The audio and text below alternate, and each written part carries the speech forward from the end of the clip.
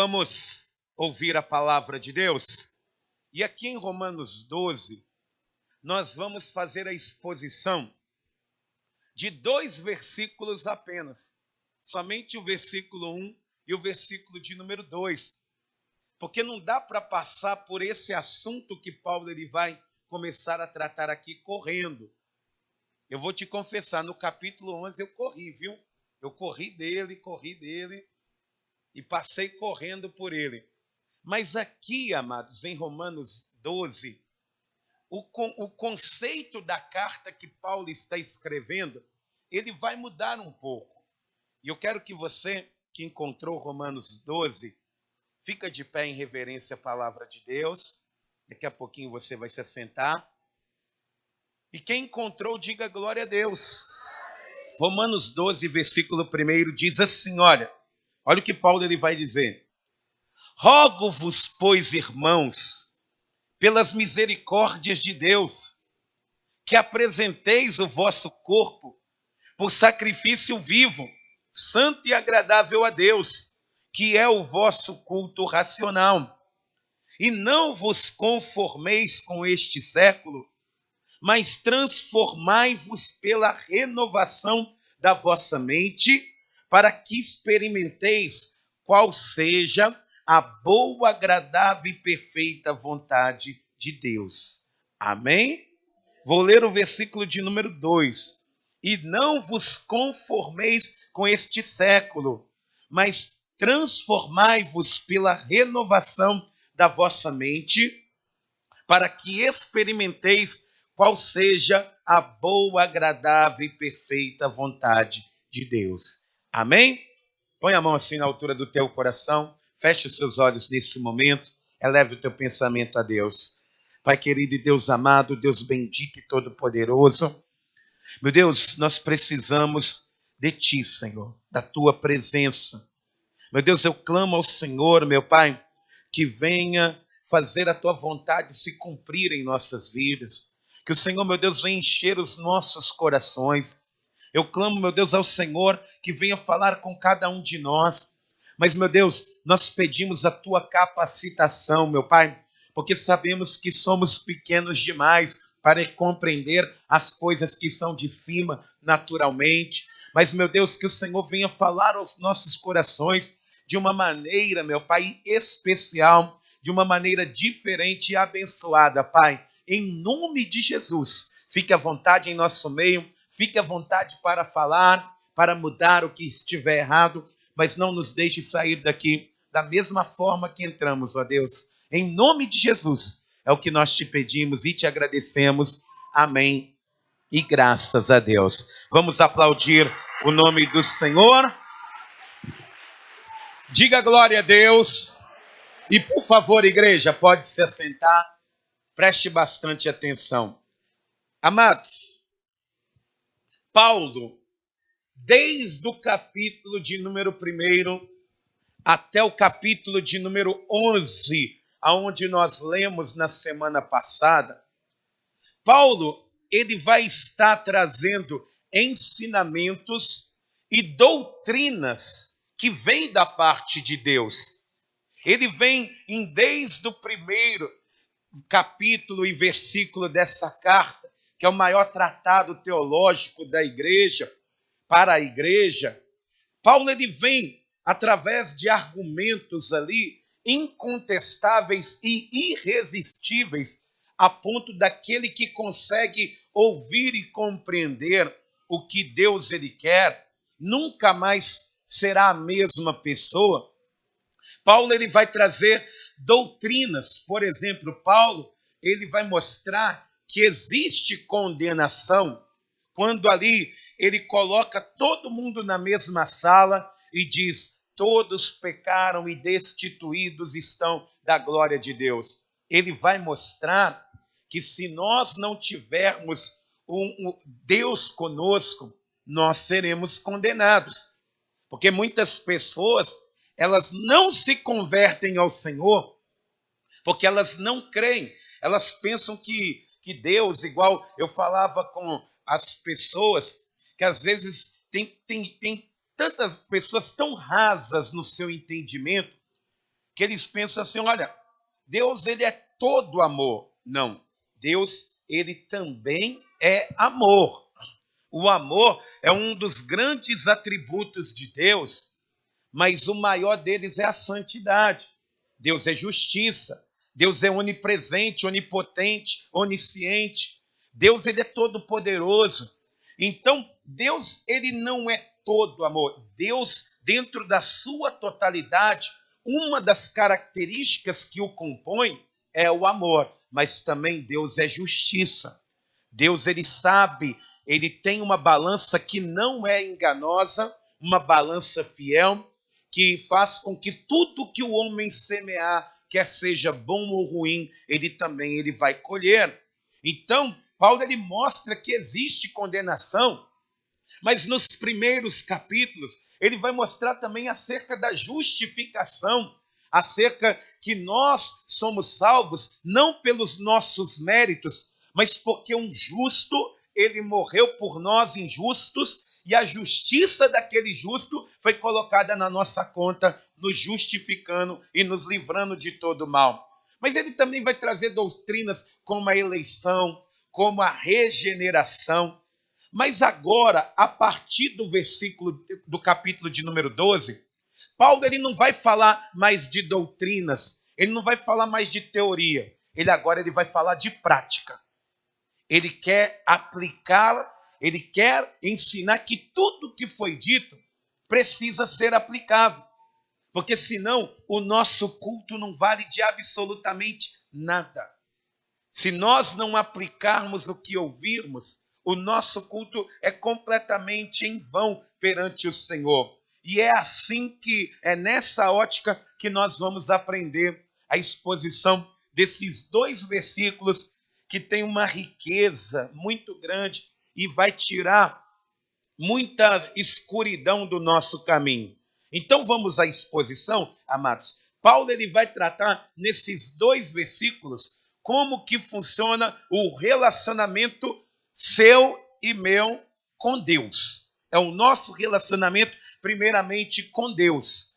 E ele começa aqui essa tese dele dizendo assim, versículo 1: Rogo-vos, pois, irmãos, pelas misericórdias de Deus, que apresenteis o vosso corpo por sacrifício vivo, santo e agradável a Deus, que é o vosso culto racional.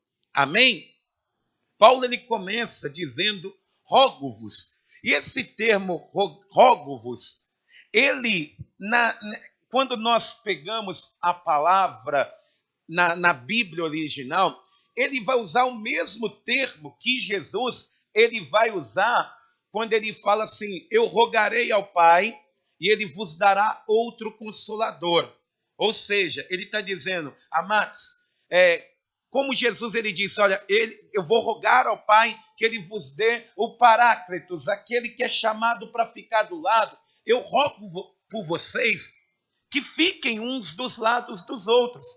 Eu rogo-vos, fiquem uns dos lados dos outros, pois, irmãos, pelas misericórdias de Deus, que apresenteis o vosso corpo por sacrifício vivo, santo e agradável a Deus. O que Paulo está querendo dizer aqui, amados? Que antes, o nosso corpo, ele mesmo vai dizer aqui na carta aos Romanos, no capítulo 6, que o nosso corpo ele era oferecido como instrumento de pecado. Quer ver comigo? Deixa marcado em Romanos 12, vamos aqui em Romanos 6, no versículo 13, só para a gente confirmar isso aqui. Romanos 6, no versículo de número 13, diz assim, olha, nem ofereçais cada um os membros do seu corpo ao pecado, como instrumentos de iniquidade. Ou seja, antes o nosso corpo, ele ficava à disposição do pecado. Ele era um instrumento do pecado. Então, quando outrora, antes de conhecer a Deus, você, por exemplo, ficava dançando aquelas músicas mais esquisitas, amado. Aquelas músicas mais que você olha no vídeo da família e fala, meu Deus, estava possessa nisso aí, que música é essa? Quem que desce numa garrafa? Quem que isso? Se quando você lembra dessas coisas, você começa a entender que o teu corpo, ele era oferecido como instrumento do pecado.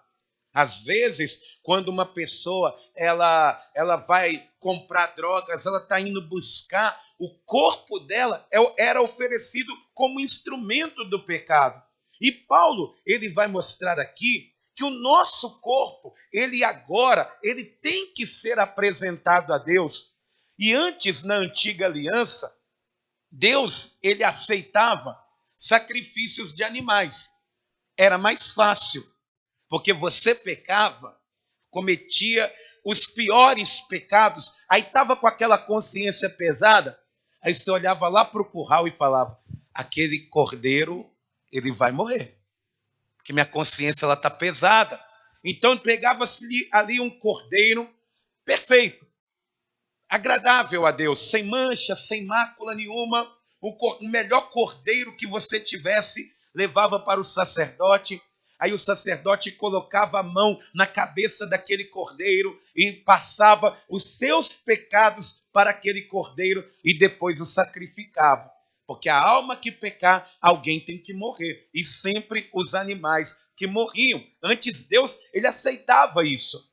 Então, para limpar a consciência, era simplesmente ir lá no curral. Às vezes você tinha ali uma ovelha, tinha um carneiro, tinha ali, dependendo do pecado, chegava ali com 2 pombas, ou até mesmo com um boi, de acordo com o tamanho do pecado.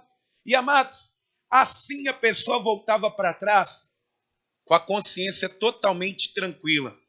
Mas aí Cristo, ele veio, morreu por nós, como sacrifício perfeito de Deus, que leva não um pecado, mas todos os pecados que uma pessoa ela tem.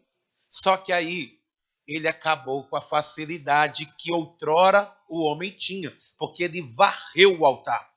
Não tem mais sacrifícios de animais, não tem mais matança de cordeiros. Ninguém precisa mais morrer fisicamente pelo pecado. Mas a partir de agora, quando a pessoa ela coloca e entrega a vida nas mãos de Deus, ela precisa apresentar esse corpo como sacrifício vivo, santo e agradável a Deus. E a palavra apresentar no Antigo Testamento, amados, ela nos dá a ideia de uma entrega que você não toma de volta. Você, quando era criança, alguém dizia assim, quem dá e toma é ladrão. Quem dá e toma é ladrão. E entregar aqui, apresentar o corpo como sacrifício vivo perante Deus, é você entregar o seu corpo e não tomar mais de volta. Não arrancar da mão de Deus. Ou seja, a minha vida não pertence mais a mim. Eu entreguei ela nas mãos do Senhor. Se Deus ele quiser fazer o que quiser comigo, ele pode fazer. Se Deus ele quiser tratar comigo, ele vai tratar. Se Deus ele quiser me abençoar, ele vai me abençoar. Mas eu me apresentei como um sacrifício vivo. Eu disse para Deus, Senhor, a minha vida a partir de hoje, ela vai ser para te honrar. Então, Senhor, faz da maneira que o Senhor achar melhor. Essa palavra aqui, apresenteis o vosso corpo, entregue o vosso corpo como um sacrifício vivo, santo e agradável a Deus. E diz aqui que é o vosso culto racional. O que é um culto racional, amados? Racional no grego é lógica. Mas não aquela lógica que você mede a fé e a razão. Porque eu já disse para você que a fé e a razão, ela só conseguem caminhar junto até um certo ponto. É como se fosse 2 escadas. A fé e a razão, ela vem subindo. Mas chega um ponto que a escada da razão, ela para e a da fé, ela continua. Ela tem que continuar. Isso é a pessoa, ela crê no sobrenatural. Ela tem que crer em algo muito maior. E o culto racional é o culto que você oferece com a sua vida. É que você apresenta a sua vida diante do Senhor, mas não pode ter diferença entre aqui e lá fora. Igual, por exemplo, aqui de manhã é um culto a Deus, sim ou não? Você veio para cultuar a Deus, não é? Só que aqui é um culto de 2 horas. Lá fora tem mais 22 horas de culto para Deus, no qual quem se entrega para Deus e ouve a palavra de Deus aqui, ela precisa praticar lá fora, porque você já percebeu o seguinte, que não tem ninguém bebendo aqui na casa de Deus nessa manhã? Por que não tem ninguém bebendo aqui agora? Ou fumando, ou falando besteira, ou falando asneira, ou se prostituindo? Por que não tem ninguém aqui? Ah, pastor, é minha reverência com a casa de Deus. Mas e lá fora? Aí acabou a reverência? Acabou? Acabou o temor a Deus, acaba da porta para fora? Isso não é culto racional, meu irmão. Isso não é. Não é minutos, é vida. É apresentar a vida diante de Deus. Você não pode, por exemplo, colocar diferença da sua vida cristã para a sua vida lá fora. O culto racional mesmo é aquele que eu ouço a palavra de Deus, eu aprendo a palavra com a palavra de Deus e pratico a palavra de Deus. Ouvir, você até que ouve. Você entender, estou tentando te explicar. Mas você quer ter um culto racional? Pratique com o teu corpo, com a tua vida diante de Deus. Você precisa se apresentar diante de Deus. Para você ter uma ideia, tem pessoas que elas parecem que têm uma esquizofrenia. Porque dentro da casa de Deus é uma bênção, amado. É uma bênção. Aí, às vezes, você está andando na rua, aí a pessoa fala, você que é o pastor de fulana? Eu falo, sou, por quê? Pois bem, eu sou filha dela, ou eu sou marido dela, ou eu sou parente dela, sou a mãe dela. Eu falo, tudo bem, prazer, tudo bem? Todo empolgado, todo feliz. Ô, pastor, não sei como é que é aqui na igreja, mas está lá em casa quebrando tudo. Está destruindo tudo. Ah, não, você está falando de outra pessoa, irmã aqui. É uma bênção. Uma mulher de Deus. Que mulher de Deus o quê, pastor? Então parece que é 2 pessoas vivendo dentro de uma. Isso não é culto racional. Não tem como você ouvir, sabe que é a vontade de Deus, sabe que desagrada a Deus, sai lá fora, você faz tudo que desagrada e que contraria a vontade de Deus. Que culto racional é esse? Que culto racional é esse, meu irmão?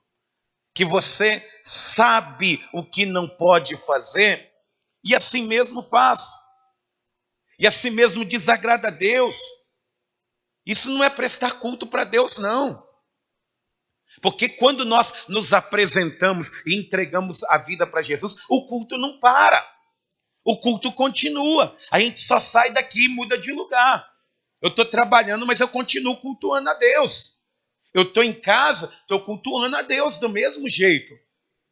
Eu tenho que fazer o possível para que não tenha diferença na minha vida. Para que as pessoas elas vejam que houve uma transformação real. Porque senão nunca vão conseguir entender que você é cristão. Se aqui na igreja você é uma coisa, olha que benção, olha. Que silêncio. Aí em casa aquela gritaria, sai cachorro, sai capeta, ô menino endemoniado. Não tem diferença, não tem, parece que é outra pessoa. E lá o culto continua. Saiu, chegou na padaria ali, o culto continua. Isso é até o final da nossa vida. É isso que nós temos que entender. Só que o problema é que as pessoas elas separam minutos para Deus. Então você não apresentou seu corpo como um sacrifício vivo. Ah, pastor, mas a vontade da carne, quando sai ali fora, ô pastor, é difícil, meu irmão. Por isso que diz que é sacrifício. Se não é ser, ó, é uma festa.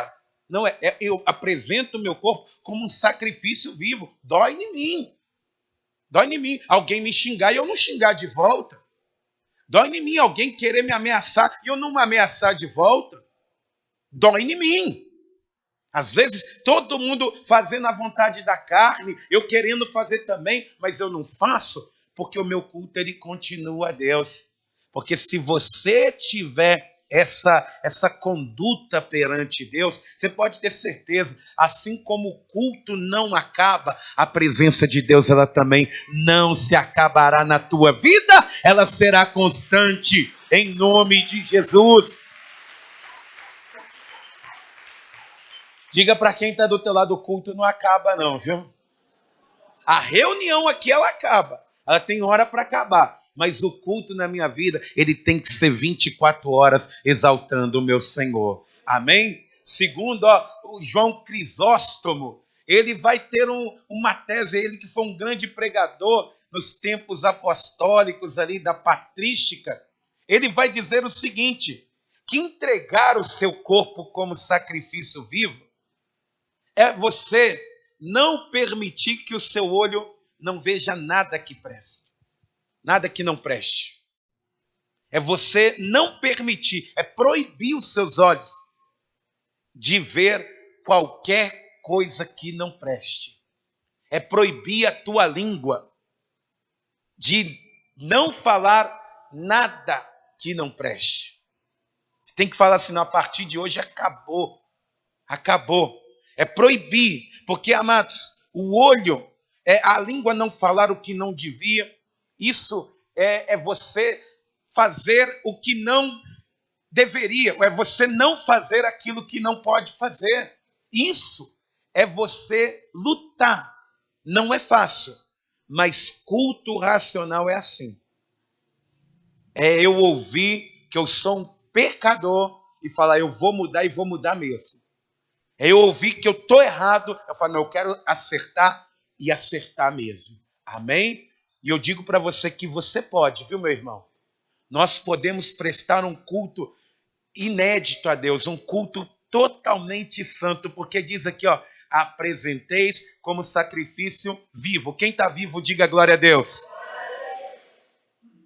Mas tem que ser santo também. Tem que se apresentar santo perante o Senhor. E também agradável a Deus. Você vê que da maneira que nós nos apresentamos como sacrifício vivo, santo e agradável a Deus. Diga, vivo, santo e agradável a Deus. Amém? E aí Paulo ele continua aplicando. Agora ele está querendo ver prática. Ele quer ver a atitude daquele povo. Diz aqui, e não vos conformeis com este século, mas transformai-vos pela renovação da vossa mente. Vamos entender isso aqui primeiro? A palavra, o termo não vos conformeis, ele é tomar forma. É como você ter um molde e colocar uma massa naquele molde. E aí, quando você tira o molde de cima da massa, a massa está moldada igual o molde que a moldou. E, amados, você aqui, quando Paulo está dizendo para nós que nós não podemos tomar forma do mundo, a forma do mundo. Por exemplo, a pessoa que toma a forma do mundo é uma pessoa que perdeu a batalha, que não conseguiu mais lutar. Igual, por exemplo, você tem percebido como que eram os cristãos de antigamente e como que são os cristãos hoje relacionados à sua maneira de vestir? Você vê que está parecendo que os cristãos hoje, eles são mais parecidos com o mundo do que o mundo com os cristãos. Você vê, por exemplo, o pessoal que que sobe, né? Que sobe em cima do altar. Hoje os cantores, os worship, sei lá o que eles inventam mais.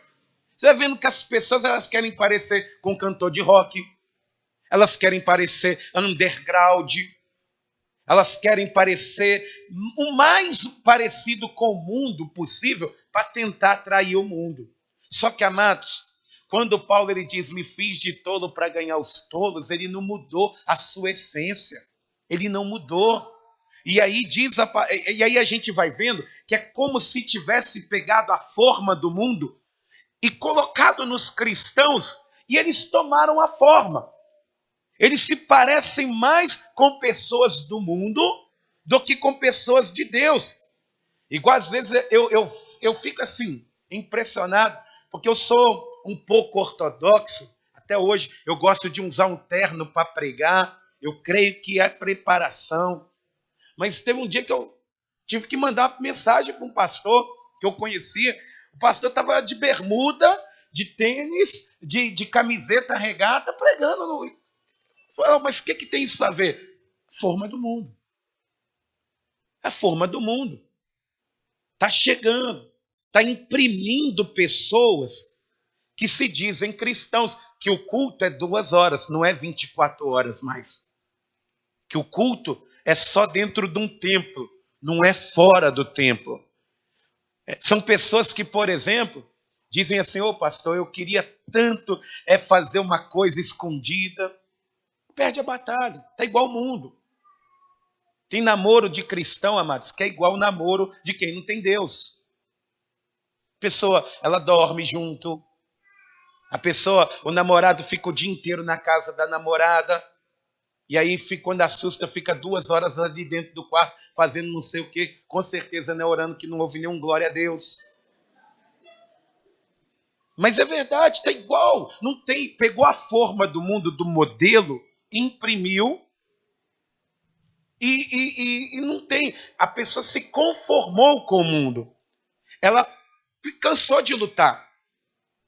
Ela está ali na roda dos escarnecedores. Mesmo Deus falando, não se assenta na roda dos escarnecedores, não. Mas não pode ver um truco que quer juntar. Não pode ver uma roda de conversa que quer sentar. E aí quando assusta está lá o pessoal. Toma só uma, isso não tem nada a ver não. A Bíblia ela diz, bebeis, mas não vos embriagueis. É mesmo. Não, mas eu não vou não, porque senão Deus vai desagradar. Mas quando a pessoa ela cansa de batalhar, ela se entrega, fala, não, eu me conformo que é assim mesmo que tem que ser. E aí fica aquele cristão só de status social. É um cristão impresso pelo mundo. Ignorante, brigão, político, não aceita ouvir não aceita correção. Então Paulo está dizendo, vocês não podem ter a forma do mundo, porque, amados, o mundo está em constante mudança. Você vê que antes, o que era errado há uns tempos atrás, agora é certo.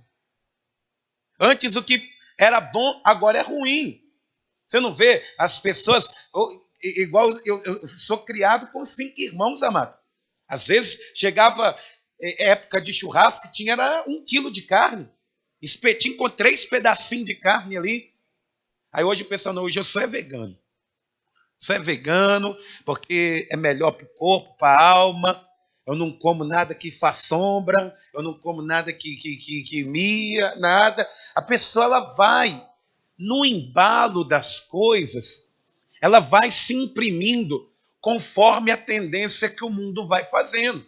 O que o mundo vai ditando, a igreja vai aceitando, vai colocando como regra.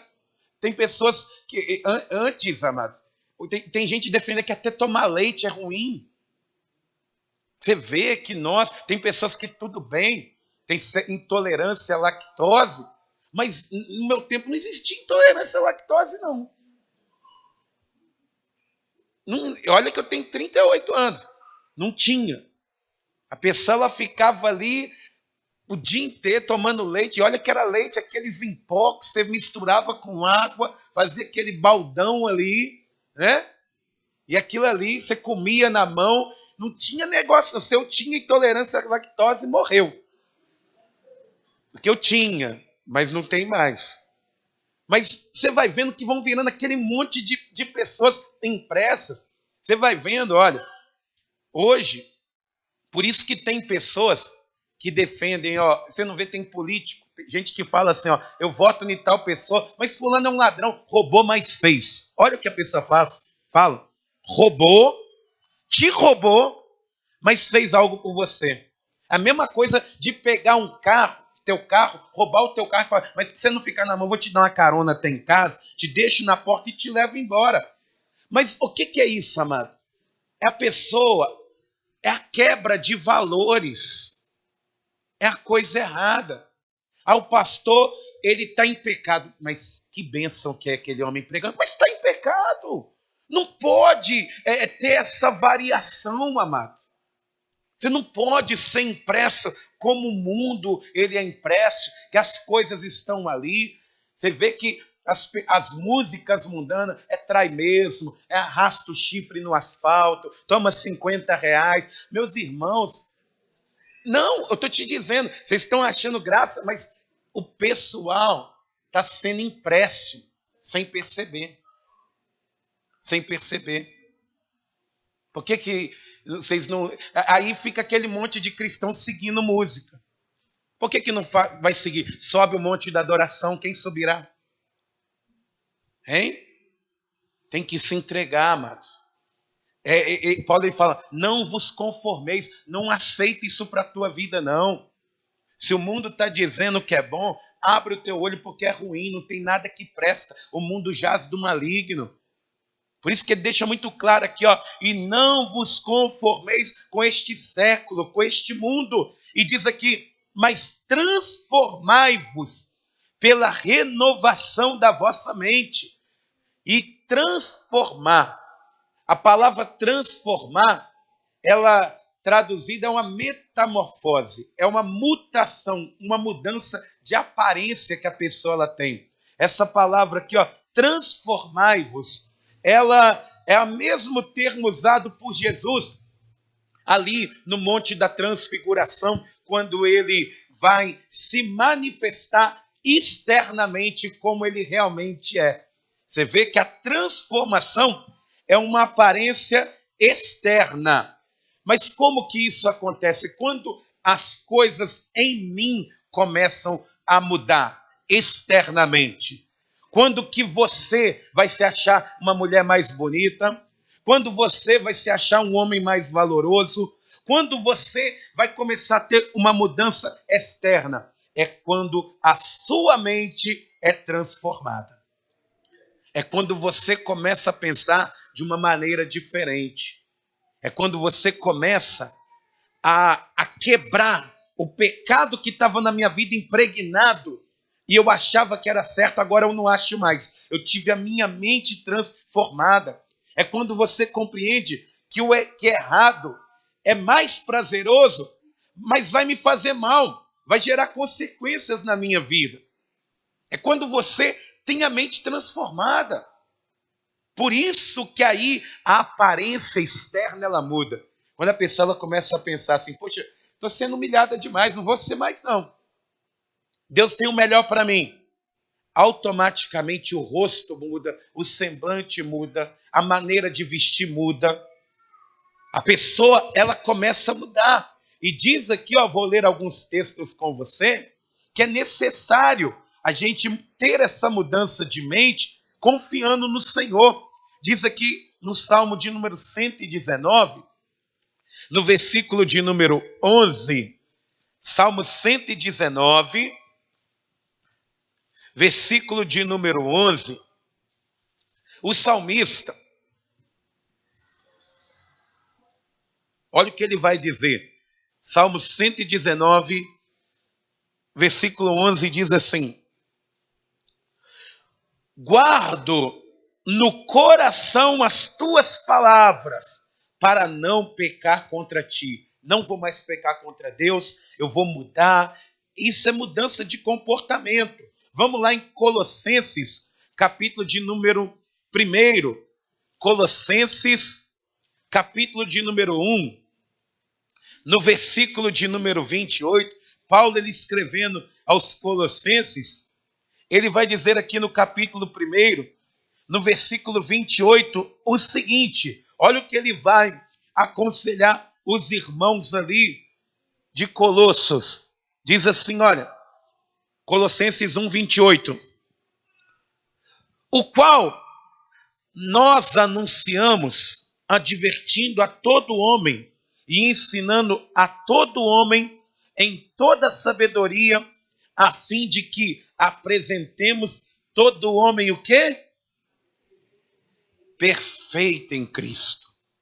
Mudança de pensamento. Vamos em Colossenses 3, no versículo de número 10. Olha o que Paulo ele vai dizer aqui, Colossenses 3, 10. E vos revestistes do novo homem, que se refaz para o pleno conhecimento, segundo a imagem daquele que o criou. A pessoa, quando ela muda de pensamento, ela tem a renovação da mente, ela passa a ter Cristo impresso nela. Ela começa externamente mostrar o que ela tem dentro. Vamos aqui em Filipenses, você está em Colossenses, volta um pouquinho aí, Filipenses, capítulo de número 4, no versículo de número 8, Paulo vai ser mais abrangente ainda, dizendo o seguinte, Filipenses 4, versículo 8, diz assim: finalmente, irmãos, tudo que é verdadeiro, tudo que é respeitável, tudo que é justo, tudo que é puro, tudo que é amável, tudo que é de boa fama, se alguma virtude há e se algum louvor existe, seja isso o que ocupe o vosso pensamento. Ó, ele vai dando o padrão. Perfeito, respeitável, justo, amável, né? Tudo que é isso, seja o vosso pensamento. Porque se você pensar assim, por fora você também será assim. Porque, amados, eu sou formado de dentro, por dentro, e sou transformado por fora. Deus, ele me forma aqui dentro. Ele pega o meu coração, ele quebra, ele faz um novo coração, ele mexe na minha mente, ele mexe onde ninguém consegue ver. Mas a transformação, todo mundo consegue ver. Igual, por exemplo, uma pessoa... Tem alguém que é muito estressado aqui? Quem é estressado aqui? Levanta a mão. Você vive estressado. Estressado. Você já fala até assim, estressado. Né? A pessoa que é estressada, não dá para dizer que não é. Porque geralmente você vai ver que a pessoa que é estressada, o nariz dela é mais arreganhado. Não, mas porque a pessoa ela fica assim, ó. Ela anda assim. Olha para uma pessoa estressada para você ver. Não na hora que está sorrindo, mas quando levanta, já levanta com o nariz um pouco mais arreganhado do que o normal. E aí, amados, aquela pessoa, ela está transparecendo por fora aquilo que ela está sentindo por dentro. Aquela mente atribulada, aquele coração apertado, aquele monte de coisa para resolver. Aí a pessoa já fica ali amargurada e transparece. Aquilo que está te formando por dentro, está te transformando por fora. Você vê que a pessoa amarga, ela é ranzinza. A pessoa que é amarga, ela é igual um copo de fel sendo jogado para o alto, assim, ó. Ela amarga todo mundo, ela consegue amargar o ambiente. Você já percebeu aquelas pessoas que chegam e só de você olhar para ela, você desanima. Você fala, não vou. Fulano vai, eu não vou não, porque não, é difícil. Então, a gente é moldado por dentro. O que está te moldando por dentro é o que você é do lado de fora. É o que você está sendo transformado aí por fora. E é por isso, amados, que nós precisamos muito do Espírito Santo. Que é Ele quem vai te ajudar nas suas fraquezas. É você falar assim, olha, se eu vou me apresentar a Deus como um sacrifício vivo, santo, perfeito e agradável. Eu gosto de Deus, mas eu tenho que melhorar mais. Então, eu preciso do Espírito Santo me ajudando nas minhas fraquezas, no meu estresse, na minha ignorância, no meu jeito de pensar. Eu preciso do Espírito Santo me moldando por dentro para que eu venha ser uma pessoa de Deus também do lado de fora. Que eu me manifeste e me apresente também do lado de fora. Porque diz aqui, no versículo de número... Vamos voltar aqui em Romanos, no capítulo de número 12, no versículo de número 2, olha.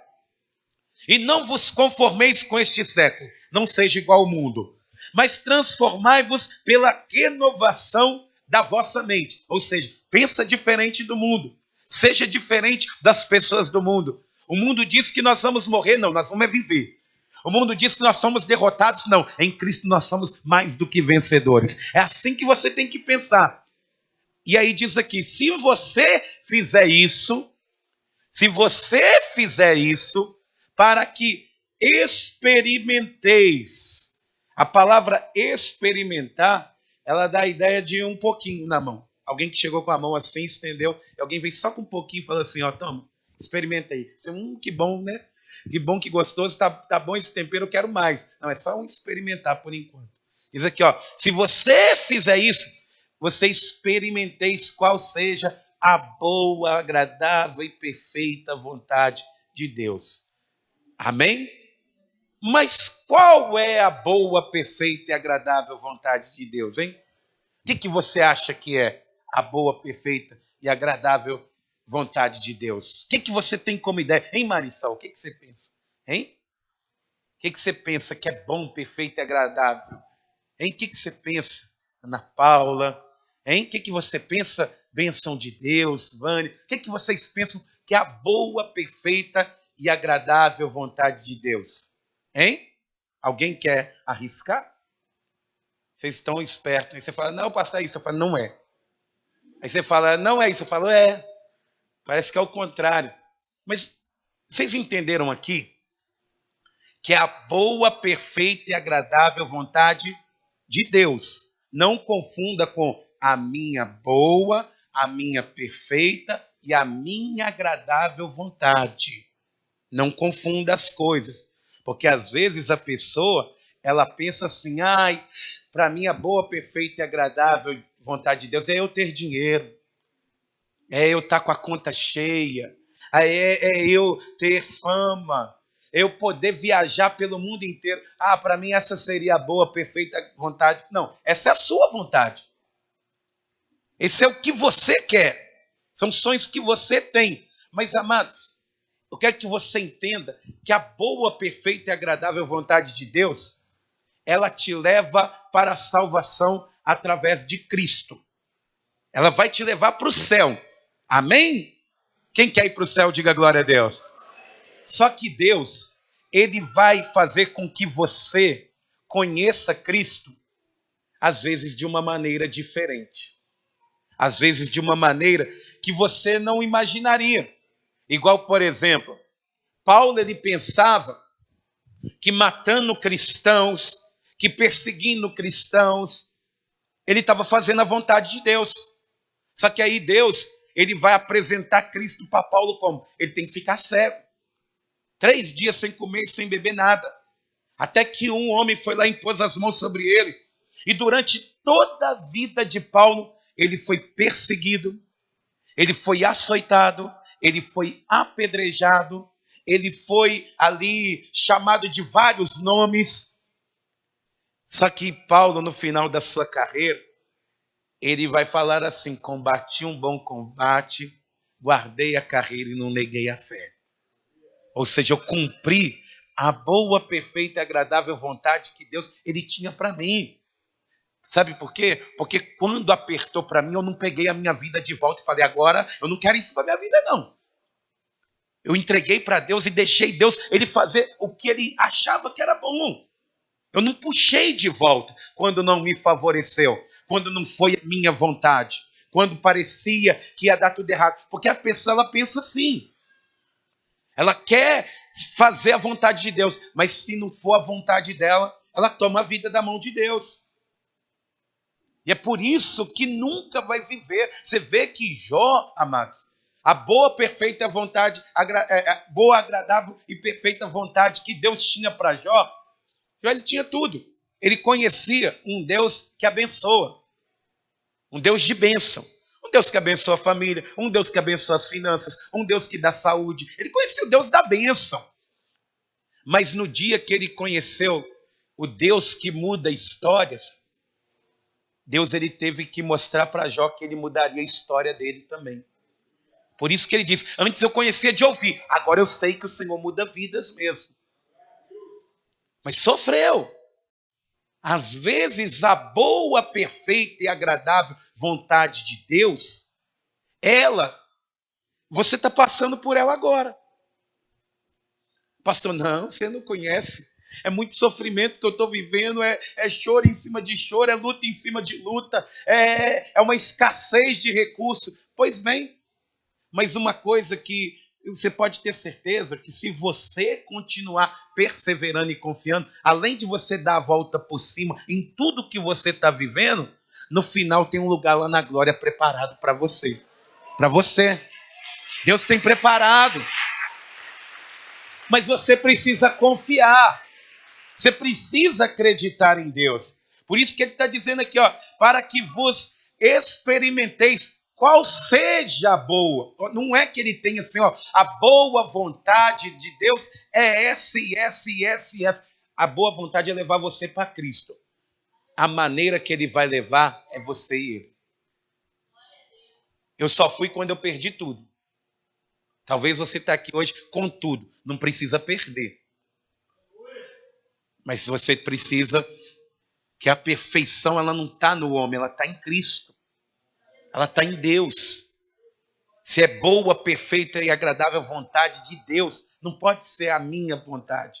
Porque você já pensou? Se você tivesse 1 milhão, ou você que tem 1 milhão tivesse 2, você estaria aqui, hein? Você estaria, pastor, mas eu estou pobre de maré desci. Amém. Você está aqui, diante de Deus. Está vendo como a boa, perfeita e agradável vontade de Deus? Se você tivesse uma lancha agora, você estava andando de lancha, cheio de gente hipócrita. Mas, pastor, mas eu estou sem dinheiro para pegar o ônibus. Amém. Você está aqui cheio de pessoas que buscam o mesmo Deus que você. A vontade é perfeita. Ele vai moldando, ele vai imprimindo em nós aquilo que Cristo é. Você vê que a vontade boa, perfeita de Deus para Cristo era que o Filho, ele morresse na cruz. E diz a palavra do Senhor que a Deus agradou moê-lo para te salvar. Essa foi a boa, perfeita e agradável vontade de Deus. Quem crê que Cristo é uma bênção, diga glória a Deus. Mas por que quando ele sofre é bom e quando você sofre não é? Ele sofreu. Aí foi uma bênção. Cristo é maravilhoso. Deus é bom. Mas e você? Quando é contigo, não é? O Deus é o mesmo. Quem está entendendo isso, diga glória a Deus. Diga para quem está do outro lado. Deus quer fazer a obra na tua vida. Amém? Amados, Deus ele conhece, ele sabe o que você precisa. Vamos aqui em Mateus 7, já estou encerrando. Mateus capítulo de número 7. No versículo de número 7, Deus, ele sabe qual que é a boa, perfeita e agradável vontade para cada um de nós. Mateus capítulo 7, versículo 7, olha o que Deus ele diz aqui, através da vida de Mateus, através da vida de Jesus. Olha o que ele diz aqui, Mateus 7, versículo 7. Pedi e dar-se-vos-á, buscai e encontrareis. Batei e abri-se-vos-á.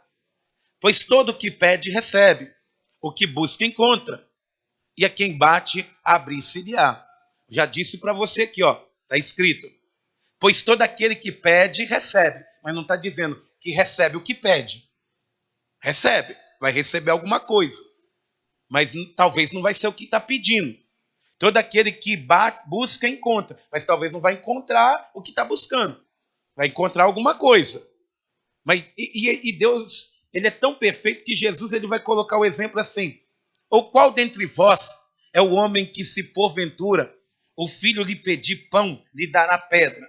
Ou se lhe pedir um peixe, lhe dará uma cobra? Ora, se vós que sois maus, sabeis dar boas dádivas ao vosso filho, quanto mais vosso Pai que está nos céus dará boas coisas aos que lhe pedirem. Amados, preste atenção. Jesus está dizendo assim, olha, vocês sabem dar coisas boas aos seus filhos, mas eu quero te perguntar, você que é mãe, você que é pai, você sabe dar coisas boas ao teu filho? Quem sabe levanta a mão. Poxa, que pais desnaturados que vocês são, hein? Amados, porque Jesus está dizendo assim, em outras palavras, o filho, ele não sabe o que pede, mas o pai tem que saber o que dá. Outro dia eu vi na rua, eu fiquei abismado, um menino já gordinho, com um pacotão de salgadinho na mão, pedindo bala, a mãe toma bala, pedindo chocolate, toma chocolate, e comendo, a mãe achando que está fazendo bem para o filho, mas está acabando com a saúde dele. Quer salgadinho, toma uma cenoura, se fosse Deus. Você quer um chocolate, toma aqui uma beterraba.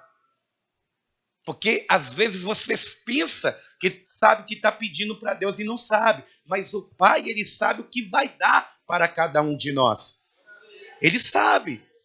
Você às vezes pede para Deus matar fulano, ele não mata. Não, quero ver pessoa morta. E Deus ele fala, não vai morrer não, ele vai ser quebrantado. Ele vai ser quebrantado. Toma aqui uma beterrabazinha, vai ficando mais calmo. Então, amados, ele está mostrando aqui é isso. Que nós não podemos deixar, por exemplo, igual o pai. Ele acha que faz muito bem para o filho, dá um celular na mão de uma criança de 1 ano. Amados, você está vendo a loucura que você está fazendo? Você está vendo a loucura? Amanhã a internet vai educar seus filhos. E aí depois você vai falar, esse filho não me obedece. Mas você manda ele, cala a boca, menino, não cala. Dá o celular cala a boca dele na hora. Mas quem entregou a serpente, quem entregou a pedra para o filho, foi o pai. O filho só pediu. O filho não sabe o que pede, mas o pai tem que saber o que dá. É por isso que talvez você está passando por um grande aperto na tua vida e queria estar muito melhor do que você está hoje. Mas entenda uma coisa, amados.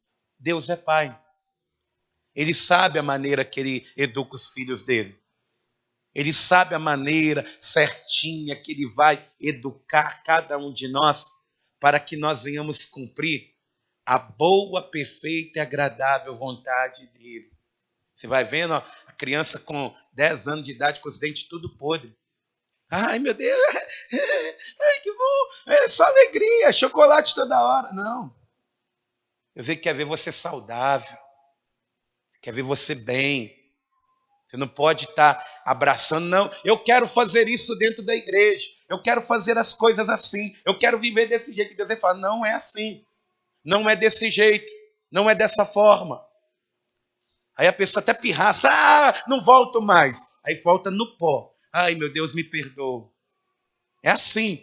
Porque Deus, ele sabe o que é bom para cada um de nós. Amém? Por isso que eu quero te dizer nessa manhã. Muda a mente, muda a maneira de pensar. O não de Deus é melhor do que o sim do mundo. Amém? Quem entende isso, diga glória a Deus. Então toda a igreja fique de pé e aplaude o nome do Senhor.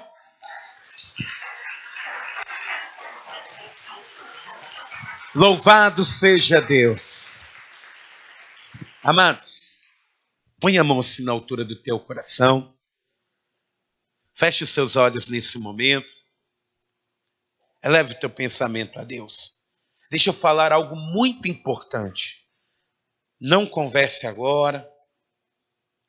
Só pense. Deus, ele não perdeu o controle da tua vida, não. Ele não perdeu, não.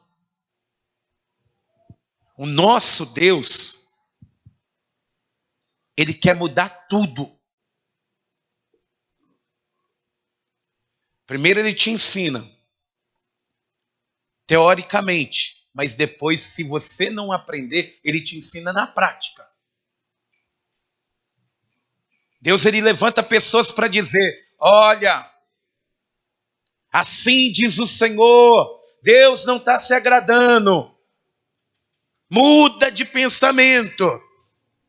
Se a pessoa ela não muda, ela aprende na prática. Porque Deus ele não vai dar uma cobra para um filho que pede um peixe. Ou vai dar uma pedra para um filho que está pensando, que está pedindo um pão. Hoje Deus, ele quer mudar a tua vida. Mas o mudar, ele passa por você se entregar a Deus. É você olhar para Deus hoje e falar, Senhor, eu não quero mais ser do mesmo jeito, não. Eu não quero ser mais do mesmo jeito. Eu não quero que o meu casamento seja do mesmo jeito. Eu não quero que a minha família seja do mesmo jeito. Mas eu não quero ser a mesma pessoa. Eu preciso hoje mudar. Por isso que o Espírito Santo ele já está falando ao teu coração. Porque hoje, se você colocar a vida nas mãos do Senhor Jesus, você vai estar com as vidas nas melhores mãos possíveis. Porque Jesus ele não abandona. Jesus, ele não te deixa sozinho. Por isso que hoje você precisa entregar, apresentar, falar com Deus, Senhor, eu estou aqui diante do teu altar, entregando a minha vida nas tuas mãos. Porque eu tenho certeza, amados, que a melhor escolha de uma pessoa é viver para a glória do Senhor. Pastor, hoje eu queria entregar minha vida para Jesus. Eu quero fazer isso hoje. Eu quero deixar de ser a mesma pessoa e me entregar para Cristo. Se tem alguém que ainda não entregou a vida para Jesus e quer entregar nessa manhã, mas você não pode entregar e tomar. Você tem que falar com Deus, Senhor, eis-me aqui. Eu sou falho, eu sou pecador, eu sou errado, eu sou uma pessoa que nem merecia estar aqui talvez, mas eu estou. Eu entrego a minha vida nas tuas mãos. Deus, ele aceita. Você pode ter entrado aqui como a pior pessoa, ou se sentindo a pior pessoa. Que Deus, ele te aceita e ele muda a tua vida. Depende somente de você. Pastor, eu quero entregar a minha vida para Jesus. Se tem alguém, sai do teu lugar, vem aqui na frente que eu quero orar por você. Pastor, eu quero entregar minha vida para Jesus. Se você quer isso, aproveita a oportunidade que ele quer te salvar. Pastor, eu já entreguei minha vida para Jesus, mas eu estou afastado de Deus. No dia que eu me vi pressionado, no dia que eu me chateei, eu não consegui suportar, sair da presença de Deus, mas hoje eu quero voltar. Tem alguém aqui assim? Se tiver, vem aqui na frente, colocar a tua vida diante do Senhor, vem voltar para Cristo, porque é Ele que pode te salvar, é Ele quem pode mudar a tua vida. Então todos que estão aqui já entregaram a vida para Jesus, já voltaram para os caminhos do Senhor, então toda a igreja põe a mão na altura do teu coração. Você precisa ter a sua mente renovada.